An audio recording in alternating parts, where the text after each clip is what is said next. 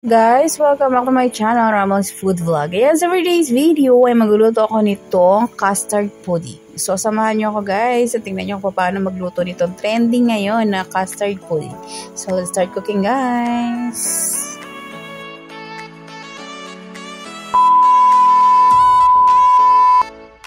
So, here's our ingredients para sa ating gagawin custard pudding. So, meron ako ditong leftover na bread. So, binake ko siya ng nakaraan pa. So, meron ding 1/4 cup ng white ng sugar.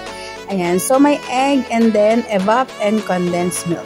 So, ayan. So, first step natin guys. So, magagawa muna tayo ng caramelized sugar dito sa ating baking pan. Ayan. So, pasensyahan nyo yung aking baking pan kasi matagal na yan. So, hindi pa ako nakakabili ng bago guys. So, before pa ako nag-abroad, ginagamit ko na yan. Kaya ganyan ang itsura niyan. So, ayan nyo lang yan guys. Ang mahalaga, magkaroon tayo ng caramelized sugar dito. Ayan. So, antayin lang natin maging caramelized yung ating sugar na nilagay. Ayan. So, kailangan low fire lang siya. Napakahina talaga ng apoy kasi masusunog siya agad-agad.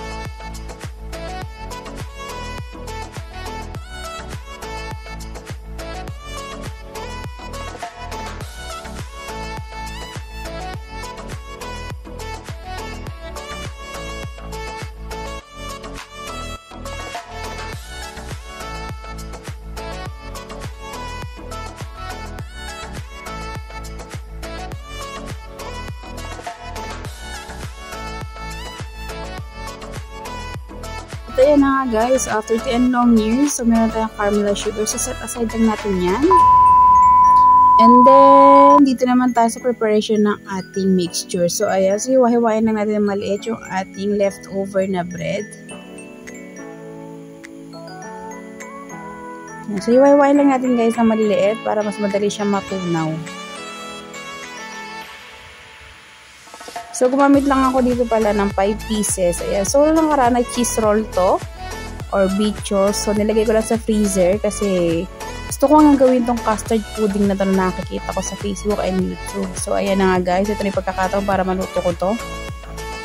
So, right after nyan guys. So, ayan. Kuha na tayo ng ating bowl. Ayan. So, napakalaking planggana nyan guys. Ayan. So, nilagay ko lang yung ating evaporated milk. And then, syempre, ilalagay ko dito yung ating bread para matunaw siya. So, alagyan lang natin ng mga ilang minuto lang para lang lumambot yung ating bread. Although, gagamitin tayo mamaya ng blender para matunaw talaga yung ating bread.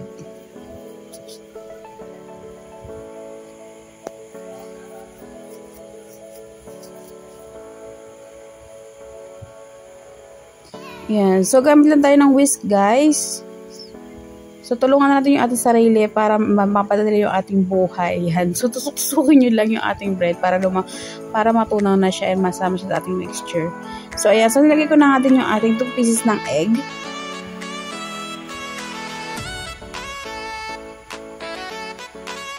Yan. So, before gumagawa talaga ako ng mga custard cake. Pero, hindi ever ko pala na. Ang natatry ko natin pudding, yung talagang pudding na talagang mga leftover na bread. Pero, hindi ganito klase na custard siya.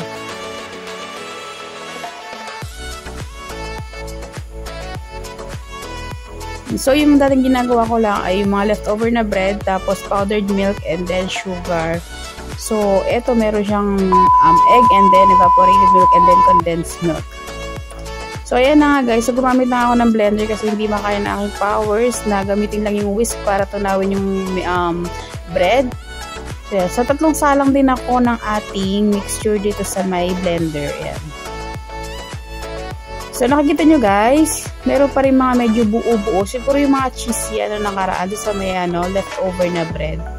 Pero, don't worry guys, kasi gagamit din tayo ng strainer dyan para masala natin yung ating mga buo-buo na particles dyan sa ating mixture. Yan, so, nilagay ko na rin yung ating palang last ingredients, yung ating condensed milk. And then, halo-haloin lang natin guys.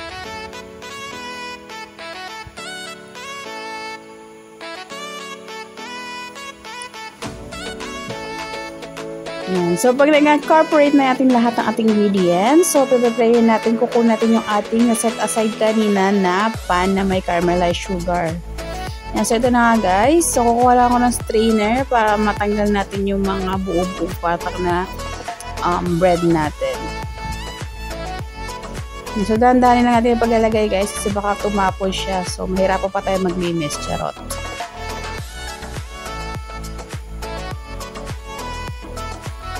So, pag marunong ka naman sa mga ganyan-ganyan, kaya mo nang diskartihan pag kami mga mali-mali pa. So, kuha lang tayo ng spatula para ma-scrape natin yung mga tira-tira pa dun sa ating bowl. So, super laking bowl. So, pandamit na nga siya guys, no? Pero okay lang yan. Yan talaga ginagamit sa mga maramihan na mixture. So, kanaw-kanawin nyo lang yan. Halu-haluin lang natin para mapabilis na bumaba yung ating liquid na mixture dyan sa ating baking pan. Yan. Para matanggal yung mga buo-buong part ng bread. Ayan. So, ito na nga guys. After 2 years of waiting, okay na siya. So, ready na for salang-salang na dish. Ayan. So, lagay lang tayo ng aluminum foil guys para hindi matunaw or hindi mabasa yung ating mixture o hindi mapataka ng tubig na galing doon sa ating gagawin na improvised na steamer. Ayan. So, balutin nyo lang siya and make sure na silyado talaga yan, naka-cover talaga ng aluminum foil.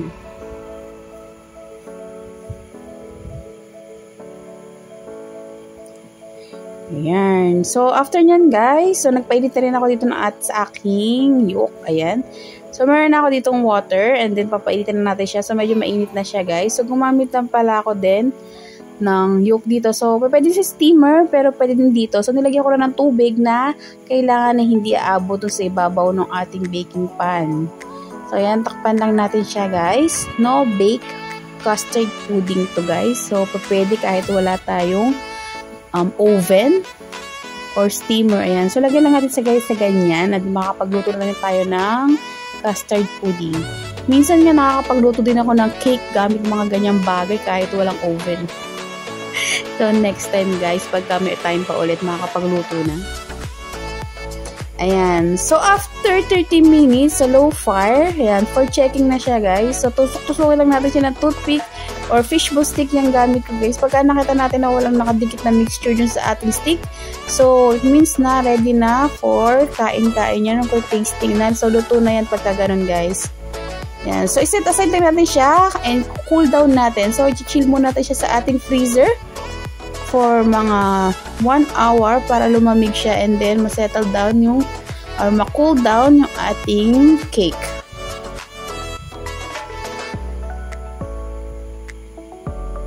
Yan, ligpit-ligpitin pag may time, guys. So, ito na nga, guys. So, galing ito sa freezer. Galing ito sa ref. Hindi naman sa freezer. So, sa chiller na siya sa baba. Yan. So, scrape lang natin yung gilid. Kasi itataob natin ito sa ating plate. Yan. Para hindi dumikit at hindi masira yung ating custard pudding. Yan. So, 1, 2, 3, 1, 2, 3, check. At ayan na nga. After 2 years of waiting, ito na yung ating custard pudding. Tcharam! Ayan. So, napakaganda natin pagkakagawa, guys.